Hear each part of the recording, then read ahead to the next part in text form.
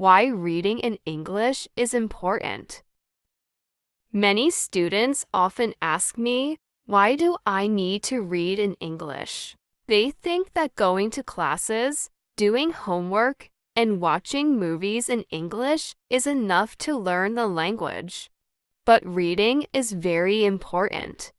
It can help you learn English much better. Let me explain why reading in English is so important and why it can help you so much. Reading is important for everyone. Today, almost everyone needs to read and write more than before. In the past, not many people went to university, but now, many more people go to university. This means that many jobs today need you to read and write a lot. It doesn't matter what kind of job you have, whether you work in an office, in a shop, or as a mechanic. Reading can help you do your job better. If you read more, you will learn more English words. When you know more words, you can speak better, write better, and understand better. This is why reading is so important for everyone. Reading helps you learn more. Reading in English helps you learn new words. It helps you understand how to make good sentences. It also helps you understand grammar. Grammar is how we put words together to make sentences. When you read, you see how sentences are made, and you learn how to make your own sentences. Reading helps you write better sentences because you see how other people write. When you read, you learn new words. These new words help you understand when people talk in English. If you know more words, it is easier to listen to and understand English. When you understand more, you can also speak better. This is why reading is a great way to learn English. Reading for fun is better. In school, you may have to read books or textbooks. Sometimes, these books are not fun to read. They are chosen by the teacher to help you learn, but you might find them boring. But reading for fun is different. Reading for fun means reading something because you like it, not because you have to. When you read a book that you enjoy, you will learn more. You will also enjoy learning more because you like what you are reading. When you read for fun, you are not worried about tests or exercises. You are reading because you want to, and this makes learning much more enjoyable. When you enjoy reading, you will want to read more. The more you read, the better your English will get. This is why reading for fun is better than just reading for school. The benefits of reading for fun. Let me tell you a story about reading for fun. In some schools in the United States, they gave boys free books. These were not school books. These were fun books, like James Bond stories. The boys were not told to read the books, but they could read them if they wanted to. Many boys chose to read the books. Some boys liked the books so much that they read one book every 2 days. After a few years, the boys who read the books did much better in school. They got better at reading and writing. They also liked school more. But the boys who did not get the books did not do as well in reading and writing. Some of them even did worse. This story shows how important it is to read for fun. When you read for fun, you get better at reading and writing. You also enjoy school more. Reading for fun can make a big difference in how much you learn. And it's not just true for students in the United States. This is true for students all over the world. Reading helps all learners. This is true for all students, even those who are learning English as a second language. Let me tell you another story. In the Fiji Islands, students tried different ways to learn English. One group of students had regular grammar lessons. They learned grammar rules and did exercises. Another group of students read silently in class. They were given books to read on their own. A third group of students read with the teacher. The teacher read books to the students, and they listened. After 1 year, the students who read books, either by themselves or with the teacher, did much better in English than those who only studied grammar. The students who read learned more English words and understood grammar better. They didn't need to memorize grammar rules because they learned it by reading. The same thing happened in Singapore. In Singapore, students also tried different ways of learning English. The students who read silently in class did the best in grammar tests. They did better than the students who only had grammar lessons. Reading helped them learn grammar and vocabulary naturally. They learned it without even realizing they were learning. Reading can be hard, but it gets easier. You might be thinking, but reading in English is too hard for me. Maybe you think that you need to use a dictionary all the time, and that makes reading boring. I understand how you feel. When I was learning a new language, I felt the same way. But I found that reading can get easier if you start with the right books. That's why I wrote this book. This book is made to be easy and fun for you. The first stories in this book are short and simple. You won't feel overwhelmed because the stories are easy to understand. As you read more, the stories will get longer and harder. But by the time you get to the harder stories, you will already know more words and understand more. This will help you read the harder stories more easily. By the end of the book, you will feel proud of what you have done. You will see how much your English has improved, and you will feel more confident. How this book can help you. This book is made for beginners in English. It is designed to help you improve your English step by step. The early stories are easy, and the later stories are more difficult.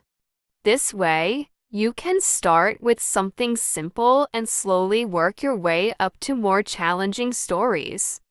As you read, you will learn more words and understand more about how English sentences are made. I also have a podcast called English Listening Practice. Mine of the stories in this book were originally written for that podcast. The stories were made to help people listen to English and understand it better. Another story in this book was written just for this book. But all the stories in this book are made to help you learn English in a fun and easy way. Fairy tales are good for learning. The stories in this book are fairy tales. Fairy tales are stories that are often told to children. Some of the fairy tales in this book are very popular, and many people know them. Other fairy tales in this book are not as well known. I even wrote one of the stories myself. You might think fairy tales are for children. I need to learn business words or science words, but fairy tales can be very helpful for learning English, even for adults. Fairy tales can teach you many useful words. They can help you understand how English sentences are made. In one study, Students learn important science words by reading science fiction. Science fiction is a type of story that talks about science and the future. The students learned a lot of new words just by reading these stories. This shows that you can learn a lot from reading stories, even fairy tales. Fairy tales are also good because they are often simple and easy to understand.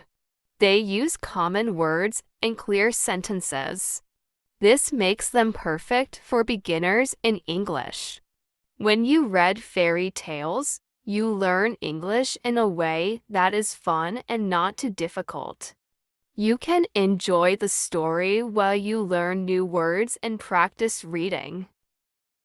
My experience with learning Spanish. When I first learned about reading to learn a language, I wanted to try it myself. I thought, if reading can help other people learn a language, maybe it can help me too. So, in 2017, I decided to learn Spanish by reading 1 million words. 1 million words is a lot. It is about 40 books. I knew it would be a big challenge, but I wanted to see if it would work. I started with very easy books, like the one you are reading now. These books were made for beginners in Spanish, so they were simple and easy to understand. After I read these easy books, I started reading books that I already knew in English. For example, I had read Harry Potter and Game of Thrones in English, so I decided to read them in Spanish too. Because I already knew the stories, it was easier for me to understand them in Spanish. Later, I started reading books by Spanish-speaking authors. These were books written by people from Latin America, like Isabel Allende and Jorge Luis Borges. These books were harder to read, but by then, my Spanish had improved a lot, and I could understand them better. After reading 1 million words, I found that my Spanish had improved dramatically. I could understand almost everything I read. I could also have conversations with people in Spanish. I had reached an intermediate level in just 1 year. I learned more in 1 year by reading than most students learn in 2 years in a regular class. The key to my success was that I didn't try to memorize grammar or vocabulary. I learned naturally by reading and enjoying the stories. How to enjoy reading. If you want to read more in English, remember this: read books that are easy and fun. If a book is too difficult or too boring, don't force yourself to read it. Put it down and find another book that you enjoy. The most important thing is to enjoy what you are reading. Language expert Stephen Krashen, who knows a lot about how people learn languages, says that you should only read things in English that are fun and interesting to you. He also says that it's okay to read things that are really easy, even if they seem too simple for your level. This could include comics, magazines, or simple stories. The goal is to enjoy reading and to learn at the same time. Don't worry if you are reading translations of books you already know. Reading something familiar can help you understand better and make learning more enjoyable.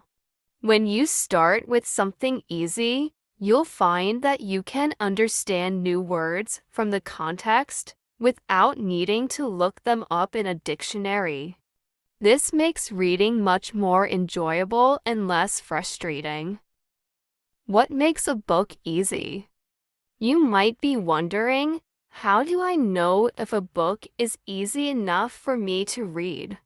Research suggests that you should be able to understand at least 98% of the words in a text to enjoy it and learn from it effectively. This might seem like a lot, but it's important because it allows you to follow the story without constantly stopping to look up words. To help you understand, let me show you an example.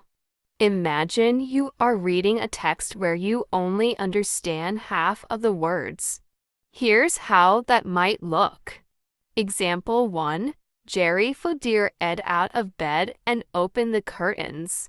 He bammed to himself as he made breakfast.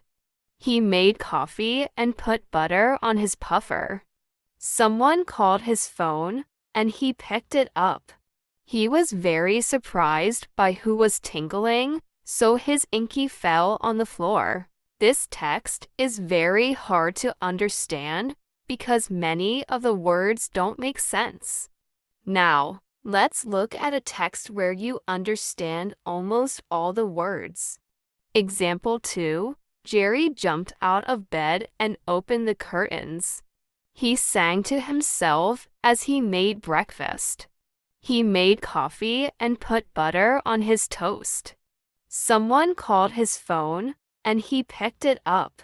He was very surprised by who was calling, so his toast fell on the floor. In this second example, you might not understand every single word, but you can still follow the story and enjoy reading it. This is why it's so important to choose books that are at the right level for you. When you understand most of the words, you can enjoy the story and learn new words at the same time. If you find that this book is too hard, try reading something easier. If you find it boring, try reading something else that you like. Not everyone likes the same books, and that's okay. The most important thing is to find a book that you enjoy. When you enjoy reading, you will want to read more, and the more you read, the better your English will get. Learning while having fun. When you enjoy what you are reading, you learn much more. That's why I made sure that this book has no exercises. I want you to focus on reading for fun, not on doing homework. If you finish this book and feel confident, you can try reading at a higher level. Because you will already know the stories, it will be easier to understand them at a more advanced level. If you find that you love reading these stories, that's fantastic. I hope that you will continue reading more and more in English. You can also check out my podcast, English Listening Practice, where I write a new story every week. There are over 100 episodes available with both audio and text, so you can listen and read along. Steps to improve your English speaking. Do you want to improve your English speaking skills as well? I understand that speaking fluently in English can be challenging, especially if English is not your first language. Here are 5 simple steps that I follow to improve my English fluency. These steps are easy to follow and can help you become more comfortable speaking English. Step 1. Don't worry about making mistakes. The first and most important step is to not worry about making mistakes. Just speak whenever and wherever you can. It doesn't matter if you make mistakes or if people don't understand you at first. The more you speak, the more comfortable you will become. If someone doesn't understand what you're saying, just repeat yourself. Keep speaking until you're understood. When I first started learning English, I had a very thick accent, and people often had trouble understanding me. But I didn't let that stop me. I kept speaking, and over time, I became more confident and more fluent. Remember, it's better to speak imperfectly than not to speak at all. Step 2. Surround yourself with English. The second step is to surround yourself with English as much as possible. Surround yourself with English in your daily life. Listen to English music, watch English movies without subtitles, and try to sing along to English songs. At first, you might only understand a small percentage of what you hear, but as your English improves, you'll start to understand more and more. When I was learning English, I listened to a lot of music and watched movies in English. I even tried listening to rap music, but I found it too difficult at first, so I switched to something easier. Over time, my listening skills improved, and I was able to understand more complex songs and movies. Step 3. Talk to native speakers. The third step is to spend time with people who speak English fluently. This will help you learn the language more quickly. You can join English-speaking groups, make friends who speak English, or even find a partner who speaks English. The more you practice speaking with native speakers, the more natural your English will become. When I was in college, I noticed that many students from other countries would only hang out with people from their own country. For example, Chinese students would stick together, and so would Korean and Japanese students. But I did the opposite. I made an effort to spend time with people who spoke English fluently. This helped me improve my English much faster. Step 4. Push yourself.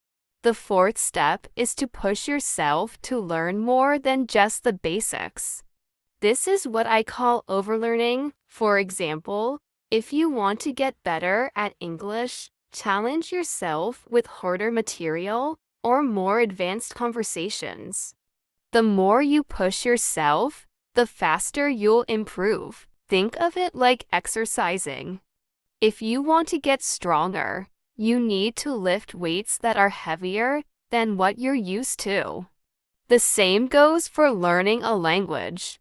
If you push yourself to read more difficult books, listen to more advanced conversations, and speak more challenging sentences, your English will improve much faster. Step 5. Teach others. The fifth step is to teach English to others, even if you're still learning yourself. Teaching is a great way to reinforce your own learning.